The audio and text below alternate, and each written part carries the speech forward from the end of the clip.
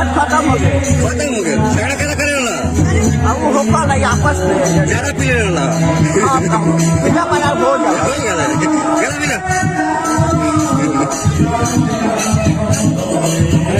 इस आप सभी को पता है कि झगड़ू महतो इस समय यानी लोगों को चढ़ावे बढ़ावे में आकर और मनी महाराज की टीम से निकल गए थे। न्यूज़ और मीडिया के सामने मनी महाराज को बहुत भला बुरा कहे थे झगड़ू महतो ने। और आप लोग को बता देगा इसकी बहुत दिन से ये चर्चा चल रहा था और फिर आकर शामिल हो चुके हैं यानी झगड़ू महतो मनी महाराज की टीम में। और आप लोग देख सकते हैं इस वीडियो में। हाँ तो गाइस आप लोग सही सुन रहे हैं यानी मनी महाराज झगड़ू महतो की गलतियों को माफ़ कर दिए हैं और वो अपने टीम में फिर से शामिल कर चुके हैं यानी झगड़ू महतो को।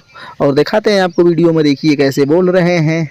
तो गाइस यानी झगड़ू महतो यानी दारू के नशे में आकर और खुद ही यानी मनी महाराज की टीम से निकल गए थे, ठीक है। फिर भी यानी मनी महाराज उनके बातों को नाराज न होते हुए अपने टीम में शामिल कर लिए हैं।